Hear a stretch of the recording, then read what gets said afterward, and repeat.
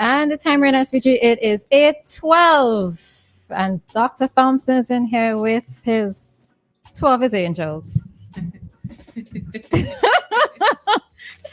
We're supposed to be a trio, but we are a duo this morning. So Dr. Thompson is in here with his 2 of his angels.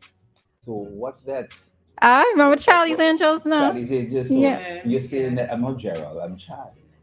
So you're Gerald and Angels. Gerald. All right, Gerald's Angels. I love it. I love it. I know you like this kind of nonsense.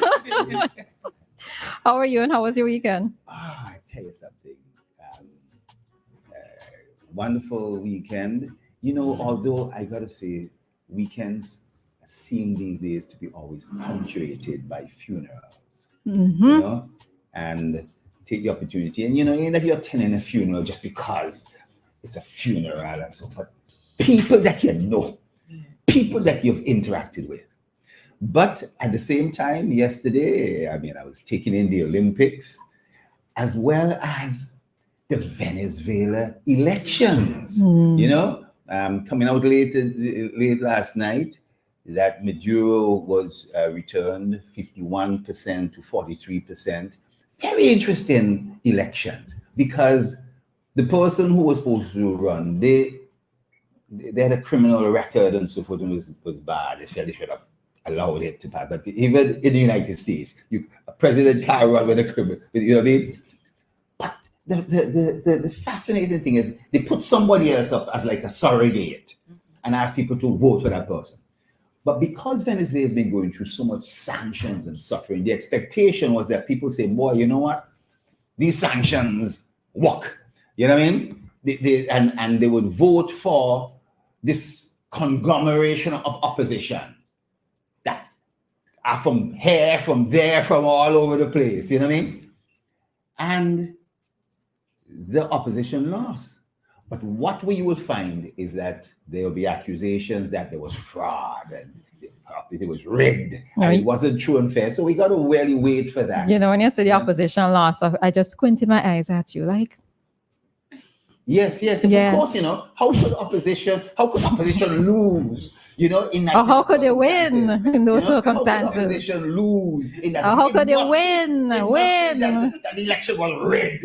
And the Donald Trump, it was rigged, and he won the elections, and the electronic voting by that company, and so that sued Fox. You know that came from Venezuela. You know. Boy, I tell you something. In the same way here in St. Vincent, they say there was Obia, you know, Obia that walk and so forth, and rigged and this. I tell you, I don't know. I mean, it's interesting. It's interesting, and we'll be skeptics because we may not know, so we have to rely on international media, which has its own bias, and so in those cases, and we will believe that. It'd be interesting. Interesting. Yes, interesting. I have no comments on it, though. Well, since you have no comments on it, it suggests that... No, you're not going to infer anything from what I said. No. You before that, you were saying that... how could the opposition win? I had to back my eyes and things like that. You know, and I said, I can repeat it in the same way. Trump won, right? Trump won. And the cheating in Georgia. How could Biden win Georgia? You know what I mean? How could that be? No, this is Deep South. He must win. Somebody cheat somewhere.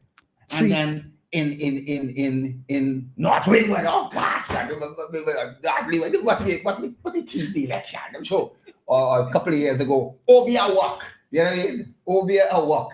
I actually never heard that one in for us here, Obia walk. I personally never heard it. Said, in previous elections, you may not have been here. You may not have been around at that time.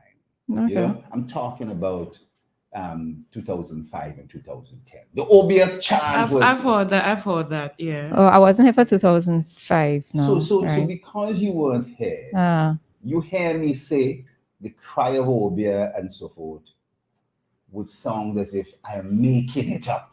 You know what I mean? Thank you very much You know, All right, thank you very much for confirming. we have a call. I know what this call is gonna be like. I know what this call is. Hello, I good know. You like excitement, eh? Good morning, caller.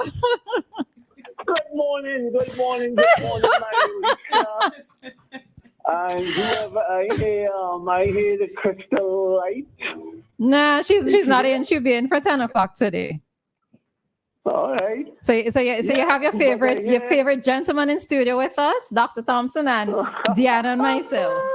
That's the reason why I call him. I know. We know that. We know. We expect it. Because he's really taking advantage of an innocent situation. You guys are too young to deal with Gerald Thompson, the politician, former MP for North Leeward. You're all too young to deal with him, eh?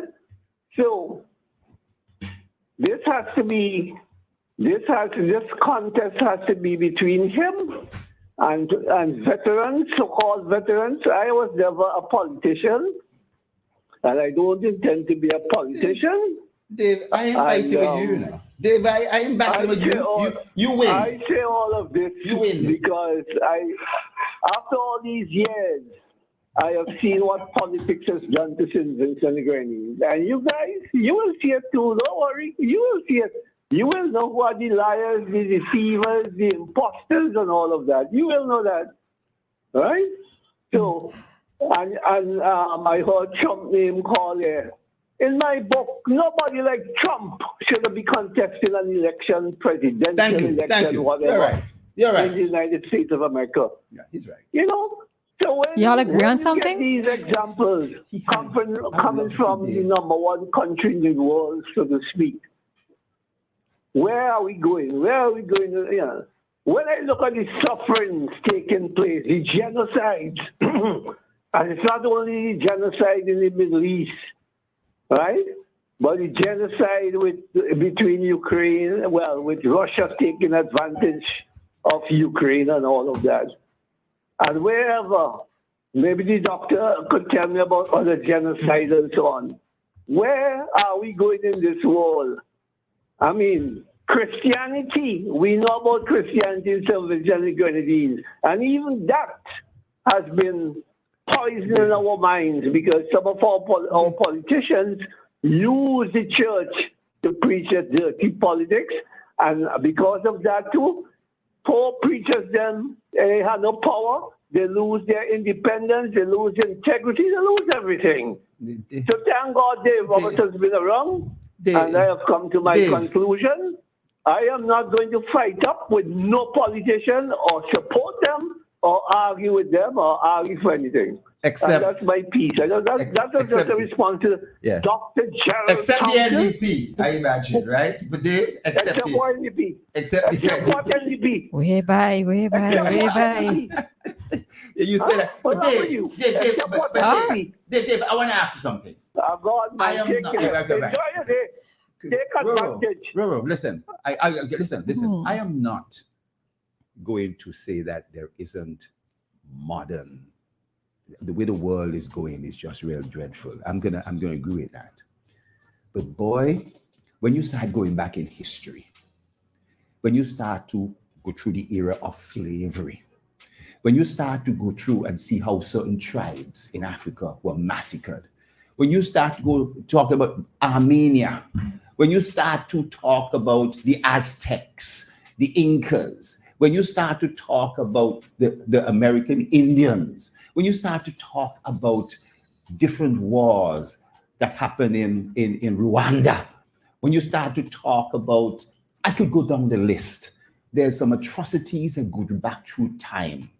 You know, the Mongolians, when under Attila the Hun, when he was coming west, when they sacked the city, they killed man, woman, and child. You know what I mean? You know what I mean? The Romans, the Greeks, if you understand what happened in history in terms of conquest and so, it's really unbelievable. But I am not saying that to say that these modern times are nice or nicer, right?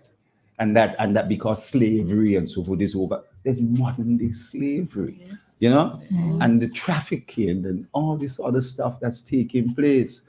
And so we have to piece things out. And I agree with Dave with regard to Trump, but his premise is so wrong that the world has changed so much for the worse and so forth. Things used to be very, very bad, especially for people of my color, for the Garifuna, you understand? Yeah. And all this other stuff. And some of us are still suffering today from those legacies. All right. Okay. All right. Dave and Dr. Thompson every Monday morning is always an interesting session. All right. So we are going to jump into something that has, well, it came up on Eyewitness News last week, but it's a special question that I also had for the persons within the Southern Grenadines, right? Just some thoughts that I had all along. But let's first jump into one of these stories is the treatment of persons, or the heading on Eyewitness News is NEMO under fire for alleged treatment of hurricane evacuees, right? So just not going to read the entire thing because it's a very, very lengthy article.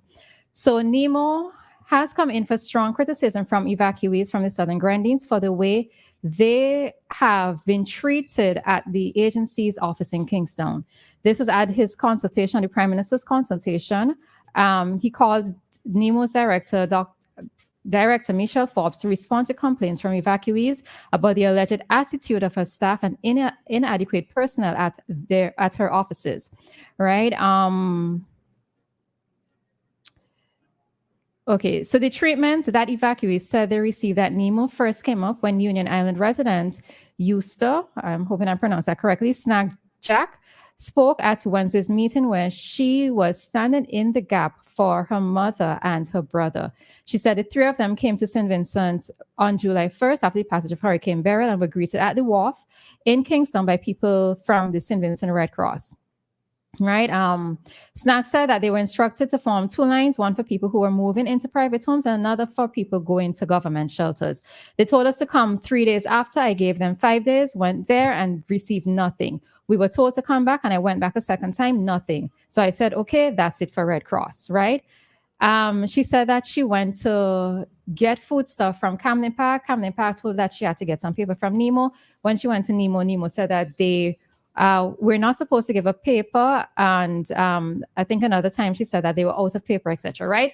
So it's a bit of a back and forth in terms of a story, in terms of the treatment of persons or treatment that persons. And it was also echoed by another person as quoted in the article, by another person in terms of how they're treated. More so in relation to how the staff was talking to the evacuees, right? And it made me wonder, made me question, what is the customer service? You know, people talk about customer service and we think about customer service only in the context of you're interacting with a tourist. For whatever reason, we like to think of just tourists who's supposed to get good customer service treatment, right? So you're interacting with a tourist, or you are buying a product, or you're buying paying for a service. But part of this, when I read the article, it sounded like it was just poor training on the part of the persons, right? And especially in a situation where you have persons who are coming, who are in need of assistance. They already have everything else going on mentally that they have to take care of. They are coming and they're just requesting whatever, they're asking for information for whatever, and they're being treated in this particular manner. And it made me question whether or not, when we have persons working in places such as NEMO, or places such as, let's say, the Red Cross, or wherever humanitarian assistance has to be offered, should they be exposed to proper customer treatment, treatment service? Absolutely. And you know that treating persons well has been an issue talked about for years. We keep complaining. We've said it for years. We have very poor customer service here. And what happens a lot of the time is there are persons in a job where you don't really want to be there. You're just there for the money. Not saying that this is the particular case, but you just want to be there for the money. So you don't really care how you talk to people, how you treat people. And something in your mind is not telling you that this is going to affect you and the business that you are working with in one way or the other. It's crazy. I've had similar experiences like this. The one where the lady is saying she went here, and then this here is saying no, you have to go there for it, and then here is saying no, you're supposed to go there. I've had experiences like that before, and I can understand for the lady how it would be very frustrating because, as you mentioned, they already went through something, and that is the very last thing they want to face. It's a big turn off. Yeah. Let me say, because I was reading the article, it was the same article. And he says, the Prime Minister said, Michelle, you and the mobilization have to answer.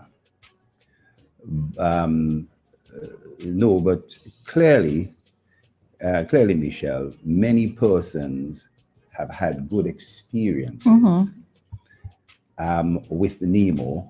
There are others who have not had good experience, and this is the life. And we must have, as near as possible, a good experience. I'm bringing this up because yesterday I was listening to Views and Issues. And Views and Issues or Issue at Hand? Issue at Hand, sorry. And a caller from Canawan, a well-known individual, was calling and talking about what is being the experience in Canawan, how things are going and so forth. And it had seemed rather positive. And then there was another call from another individual in Union Island, and it was really going through that process. So that in terms of the disaster system, in terms of how you handle it, each individual is often very different. And we can go back to eruption of La Soufrière, where some people came from a red zone, some people came from a yellow zone, some people came from an orange, and so forth. And that each person, depending on their losses, the size of family, and so forth, had really different needs. If it was somebody with elderly parents or somebody with very young kids, it's very different. And so I don't want it to be lost, as we say, that from a customer service point of view, it's so bad. Everybody's having bad experiences, and that it's a customer service problem for things. I think that you often have to put a system in place, because then there's going to be another accusation. We will get twice. We will get 3 times. How comes I can't get? We will get 3 mattresses. Why can't I get 3 too? You know what I mean? And trying to put a system in place that things are fair sometimes gets a little tense. All right, so we have to take a pause at this time. I believe that is Courts calling. Hi, good morning. Hi, Roleza. Good morning. Good morning, and how are you? I'm well, and you? I'm good. Of course, it's Melissa from Courts Medical. What do you have in store for us today? Just the basics. First of all, I just want to say good morning to all the listeners of WEFM. Our carnival promotion. You know, carnival is over, but we still had the promotion running, where you take a loan of $3,000 or more, and you get a chance to enter into a draw to win back your loan up to $10,000. This ends on Wednesday. So guys, you have until Wednesday to take advantage of this promotion. The basic requirements: 2 forms of IDs, a most recent job letter, a most recent salary slip, a most recent utility bill in your name, no deposit needed, and just like that, you get a loan with Courts Ready Cash. We also have our payday loans, where you can get a loan of up to $1,000. You repay within 3 months. This loan is absolutely interest-free. It's basically like a pick-me-up. You want something to take you to the rest of the month, or maybe you just want a little small change, you know, to do vehicle, maybe some shopping, anything you can think about. we got you covered. We also have our business loans. So we are not just catering for the employed persons, we are catering for the self-employed persons as well.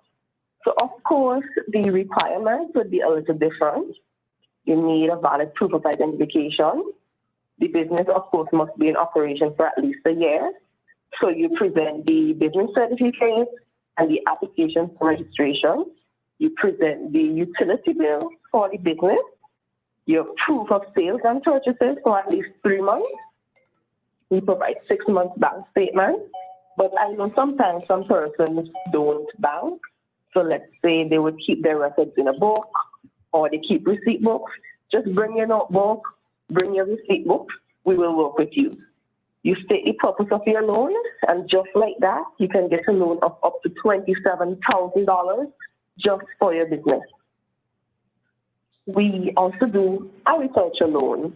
So this is just geared towards persons in the agriculture sector, farmers, fisher folk, you name it, and the interest is way lower. So just come on into our office. We're located opposite the post office. Our opening hours are Monday to Friday, 8 a.m. to 4:30 p.m. We can be contacted at 494-5380. Just remember, with Coach Ready Cash, you can get your loan interest-free, hassle-free, no down payment needed, and just like that, you can get your loan same day as well. All right. So just remind us again, where are the office is located again? We are opposite the post office, the only blue building opposite the post office. All right.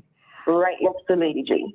All right. So if we find ourselves in a bind, even though it's end of month, if we find ourselves in a further bind, we could come on in, right? Just come in. You can also find us online, Facebook, Ready Cash St. Vincent and the Grenadines, Instagram, Ready Cash SDG, or www.shopcourt.com. Okay. And you're open from 8 to 4?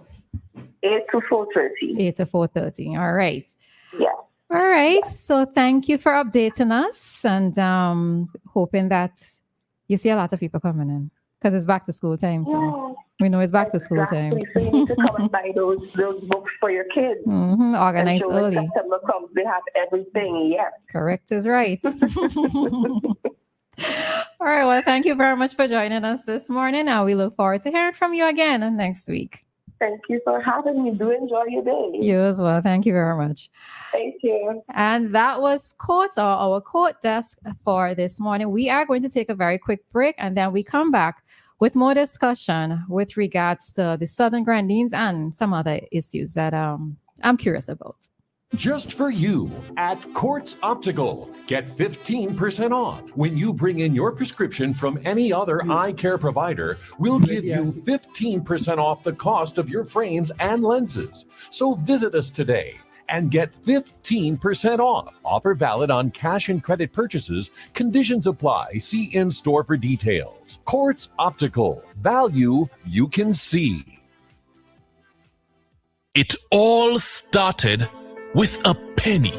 For over 85 years, we have invested in our farmers, fishermen, people, and our country. When we were called to serve, we were here. We understand what is valuable to our people and our country. That is why we support all industries, including tourism. We are the bridge towards a brighter future and economic growth. When our people, government, and businesses called upon us, we were here. 85 years later, First National Bank St. Lucia Limited is here for you. Cloud9 wants you to know that they're having their biggest sale ever. Save between 50 to 80% on everything store-wide. Shoes and clothing for the whole family, toys, household items, swimwear, and more. Don't miss out on this crazy sale. Everything must go. What are you waiting for? Get it before you miss it. Offer applies while stocks last. Some restrictions apply. Cloud9 is open Mondays to Fridays 9 a.m. to 4:30 p.m. and Saturdays 9 a.m. to 2 p.m.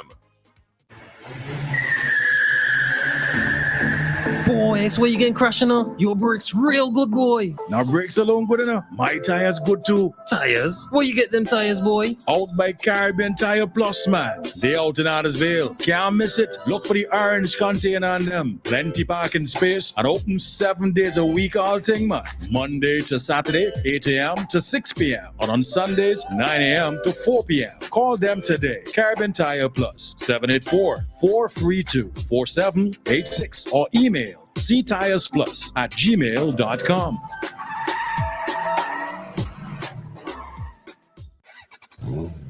When you're behind the wheel, stay alert. Driving safely should always be your top priority. Protect yourself and other road users by keeping your attention on the road. Stay alive, avoid distractions like cell phones, and maintain a safe distance from other vehicles. Only overtake when it is absolutely safe to do so. And remember to be on the lookout for motorcyclists. The life you save today may be yours. Alert today, alive tomorrow. This message is brought to you by AKT Motorcycles, available at courts. WEFM, the clean, fresh sound of the nation. Activated Mornings on WEFM 99.9 is on now.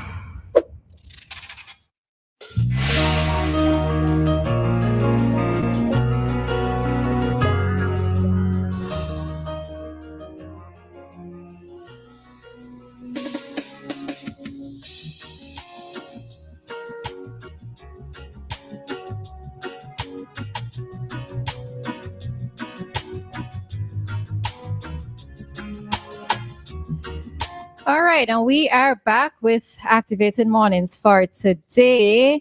And in studio, we have with us Dr. Gerald Thompson, as well as Miss Dianna Cain. Call your whole name. Well, oui. Miss Dianna Cain. And so we're jumping right back into it. We're talking about Southern Grenadines, on Southern Grenadines matters, treatment of evacuees, the treatment that they receive from NEMO, of some persons, and treatment from Mainlanders, as well as the school relocation topic. All right.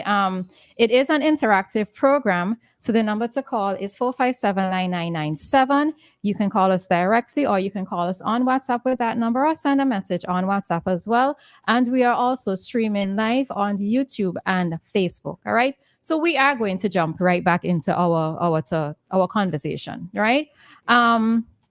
So good morning to the persons who are on the live. Good morning to Mina from LG Sales, and good morning to the gentleman who I met in Massey. Just put it out there before I forget, right? So good morning to you guys.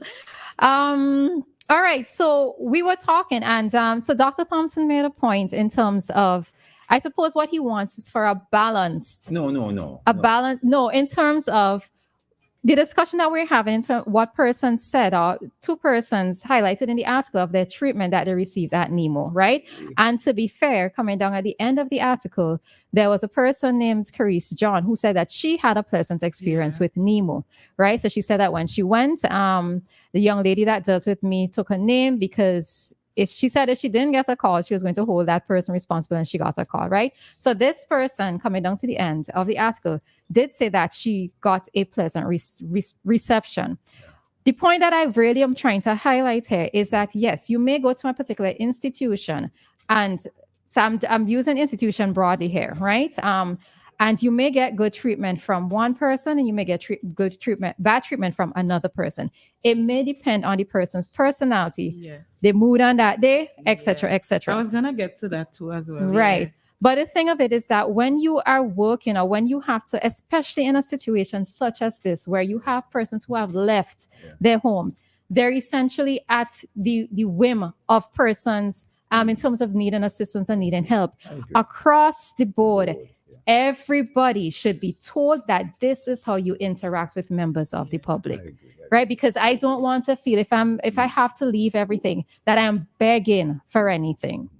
Right. So that is really the point that I was trying to bring out. No, I thought the issue was that somebody was saying, imagine I got a call for this consultation, but I didn't get a call because that's a different story. Yeah. So I That's a wasn't. different story. Yeah, that's a different story. But And I can understand the issue in terms of custody because it's all tied in with one. It's all tied in with the bottom line is, am I getting stuff now? Am I getting stuff soon? I'm desperate, I'm in need, you know? And that can flare a lot of frustrations, you know? So that persons come with different aggressiveness. And so it's interesting. One person said, I had a good experience. And I'm bringing that out because you don't always hear about the persons who say that they have a good experience. I've worked with NEMO and I know the challenges of setting up a system to prevent bubble, to prevent double take, triple take. And those are the things that will always come out. Or partisan, you give it to this, but you ain't give it to me, and so forth. And I think that setting up those systems sadly always gets a little bit of casualty because people have to come with an ID or show something. They don't have that, and they have to go and come back. But it's a matter of the supplies. I thought the explanation from Ms. Peters on supplies was important. All right, we have a call. Hi, caller. Good morning.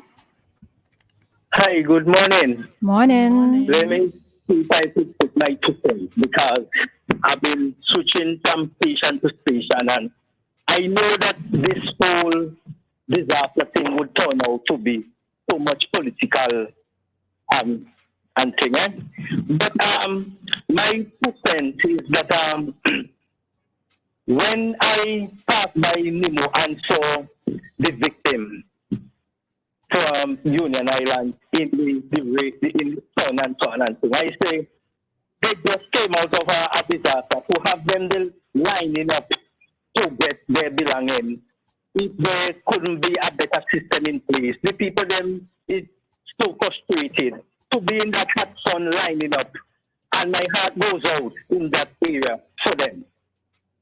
I think that a different mechanism should have been put in place where they need the polling and the cuts and so on, that there should be some dropping off instead of doing the hot sun. So that is one that I concern about. Yesterday on the program, I know Dr. Thompson alluded to the 2 gentlemen. I listened to the program to the end, and those 2 gentlemen are doing an extremely good job, and they must be congratulated for a job well done.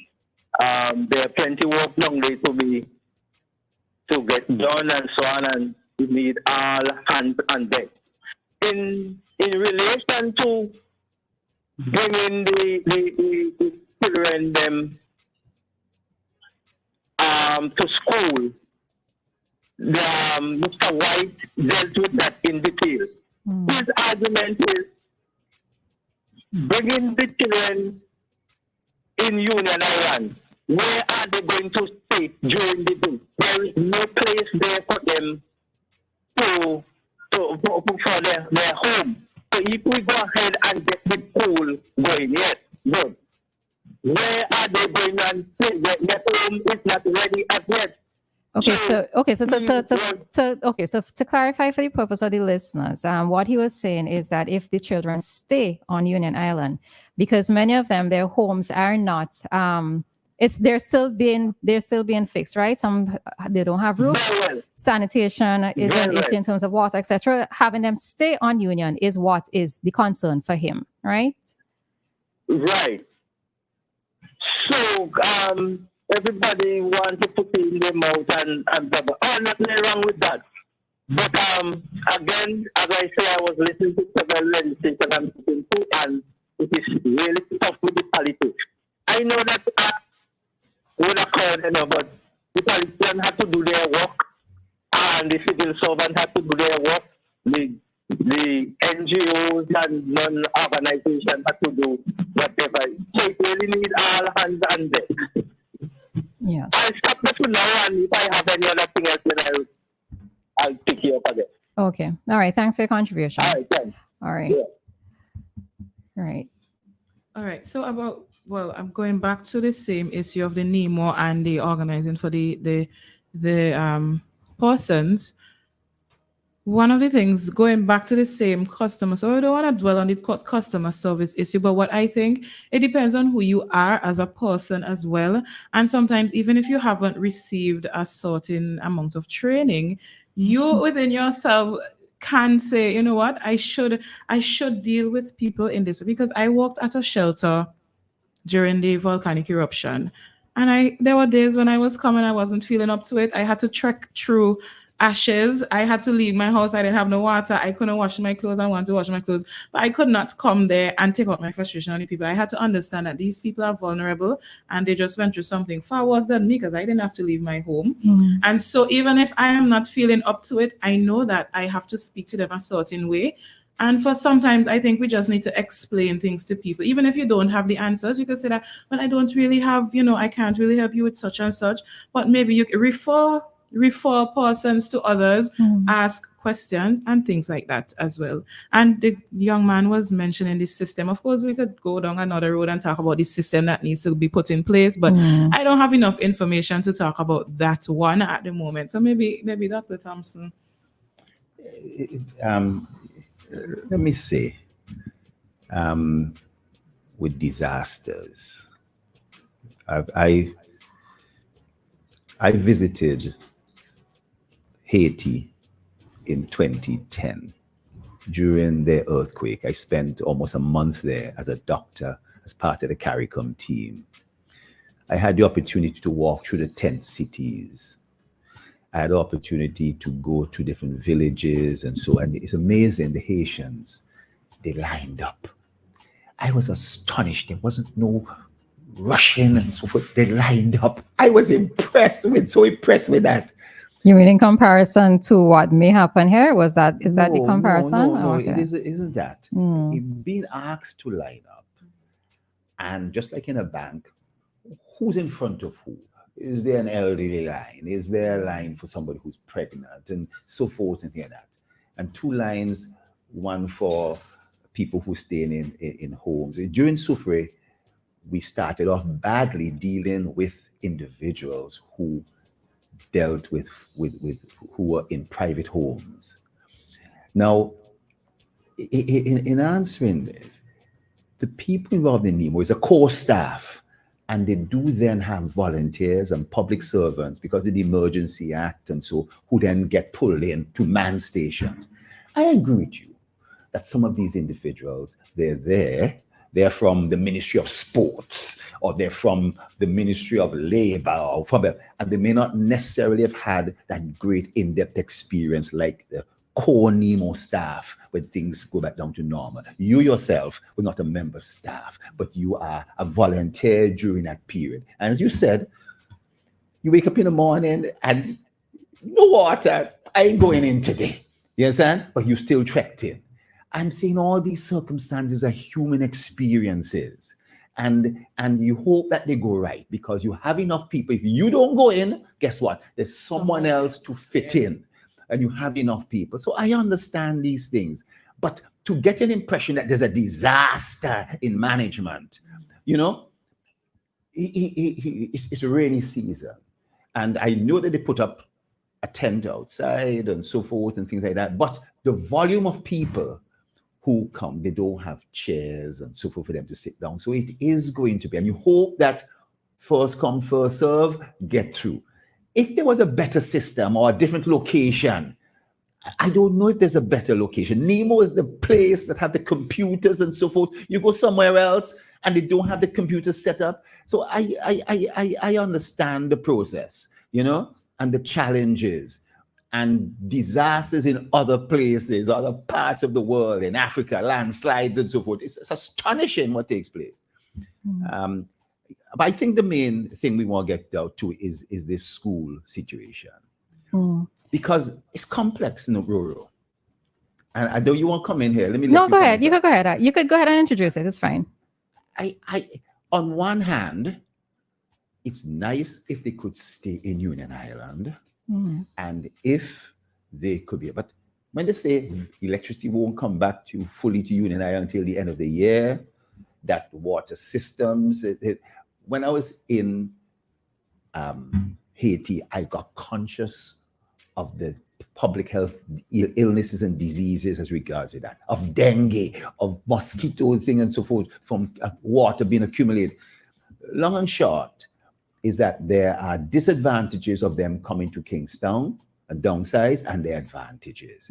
And there are disadvantages of them staying down there and so forth. The stress and the trauma of them coming up, but it will be an ease for them from an educational point of view, where they're living in some greater comfort and so forth, along with one parent, if possible. Because some people may only have one parent to begin with, you know? So each situation is different. But staying down there, that White is right. You know, after coming out of a temporary tent school, you go home, where? Back to a shelter or something where there isn't anything. How are you going to study? How are you going to this? How are you going to, you know what I mean? Is there a computer system you could use? Is there, it's complex. It's complex to weigh and balance one side versus the other side, you know? Yeah, I think for me, in thinking about this situation, yes, we have to look at the comfort of the children, right? We also have to be reminded that this is just a temporary situation. What is it? I think they're giving it like 10 months. Is it 10 months? Is it so much? I can't remember. But it's not for an extended period of time. So we have to look at not putting these children at a disadvantage in terms of the continuation of their education. I think one of the other things for me that I haven't heard highlighted or addressed is, yes, you're going to bring up a parent. What is going to happen with that parent while the child is at school? Is it that this parent is going to probably try to find a job in the interim? They're providing monies and so forth and things like that as income support and so forth for the individual. For the parents? Yes. It's a whole package and so forth in terms of how they're looking to do it, right? And it seems well orchestrated to me, but I think that those details, it isn't that they will immediately find a work for the industry, but they are going to provide that particular mother and so forth so that they could be a parent and concentrate on being a parent to the child for safety, security, and moral, you know, and morale and morality issues. Yeah. It is a ticklish situation. I can understand it from both standpoints, because maybe you may also want for the parent to be on Union Island because they're going to, well, more than likely, if they are able-bodied, to be able to help with the rebuilding process. Yeah, so they said one parent, if there's two, will stay to deal with that. Typically a father.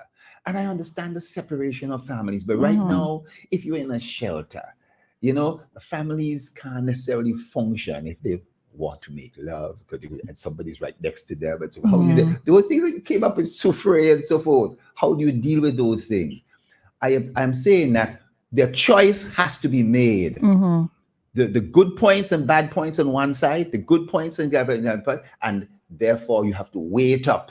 It isn't it's equal. And therefore half of them stay down and half of them stay, because the building of the structures and so forth is going to take time. And as a result of hurricane, you have to rebuild better. So therefore the engineering has it. You can't rush and hurry up something quick. You have to rebuild better than what it was before, you know, more reinforcements and so forth. But what I am getting is that they said the school isn't damaged so much, so maybe, you know, that could be fixed. I think one of the schools. Yeah, I think it's just one of the schools. Yeah. But then the other one is a shelter. You know what I mean? Because there's no other place to go for people to shelter. And volunteers who go down, I mean, people in tents and so forth. I'm not sure about the tents, you know, the tents are nice and wonderful, but 10 months of that as your home is rebuilt and your neighbor house getting fixed first before yours and this, that, and you had more damage than them. And all these issues going to come up. Yeah, so my thoughts are all over the place when it comes to this issue. One of the things I'm thinking about, is it possible that the Unionites are fearful that the process is going to take too long or much longer than is anticipated, and there's this fear in them of being away from what they know, their comfort for so long. And how are we going to go back? How are we going to, we're going to make this transition from here. Yes, we understand that it's not in any good condition. We're going to make the transition to here. Chances are we're going to be there for more than a year. How long? Well, there may be an uncertainty of how long it's going to be, even though there is something that says it will take this much time. There's a possibility it may not take that time, it may take more. And then now, what do we do while we're here? We're going to be separated as a people, perhaps. How are we going to make the transition then back to, what we were doing before? Will we ever be able to? I'm just assuming maybe there is that fear as well.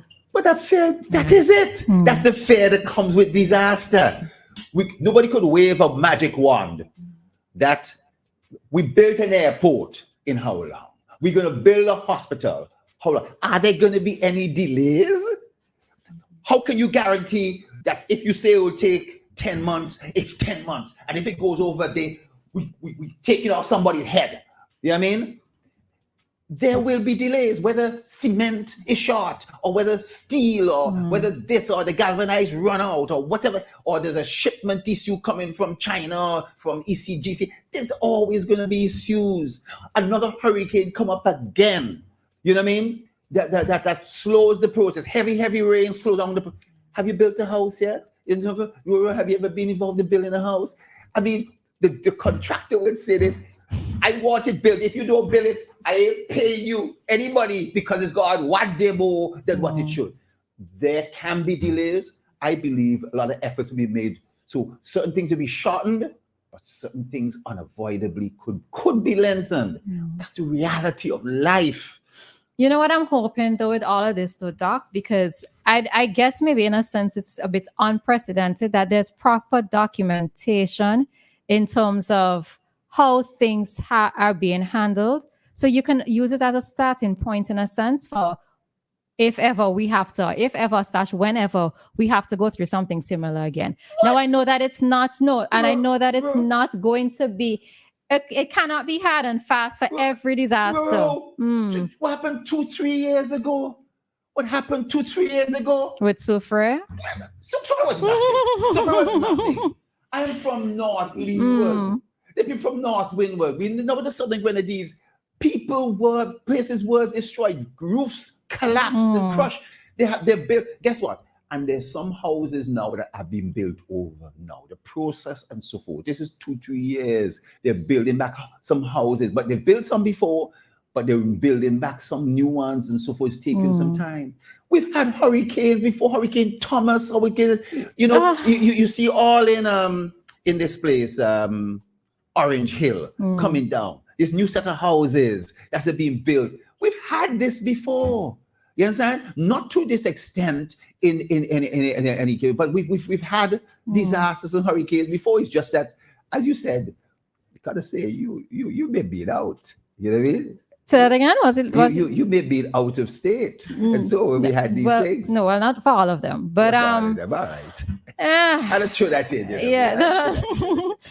I don't know. I guess looking at it from an individual standpoint and then from a community standpoint, and then added to that, when I look at, I think when it was in 1979 eruption, where you had the relocation of persons who never went back, Yes, so listen, all of that is what I'm thinking of. The Christmas Eve hurricane storm, right?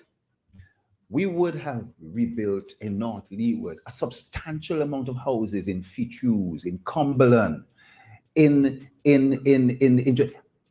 would have been a substantial amount of houses rebuilt in the north of the country, and it was done relatively quickly and done on time. People were in shelters and for a substantial amount of time. And there are all sorts of lilies, because what happens is that somebody's house looks okay, but when you check on it, it's really damaged badly. But their name didn't go down on the list, the priority list. And so they now have to get their name on another list. But they now need more money for that. All right. All right. It's another question that I had, but I'll leave that there for now. But I'm surprised. I'm surprised that we don't realize that we've had great experience from Soufrière, great experience from 2013. Our disaster plan is something that has been modeled and utilized by a number of other OECS countries and so forth over the years. Going back from 2006, other things, Hurricane Thomas and things like that. Georgetown full of wood, horses of wood coming down and so forth. Come on, we've happened. I probably need to have a look at it. We're able to get this stuff done. And it is true that there'll be displacement. There'll be some people who will move one place to another and say, I ain't going back there because the truth is that it's more the north of the country that typically gets the hurricane. So some persons, it isn't often that you have it in the Grenadines. But the rebuilding of houses, the straps, the way it's built, using just ordinary 2x4 rafters, spaced out, 3 feet and all the kind. We gotta get away from that and strengthen the resilience of our infrastructure so that it's. All right, so we have to stick a pin here, guys, and our next commentary will be up at 9:20 for our Talk to Me segment. All right, but don't go anywhere. We'll be back with you shortly. Brick by brick, piece by piece, building with technology, helping wealth increase, starting small, building the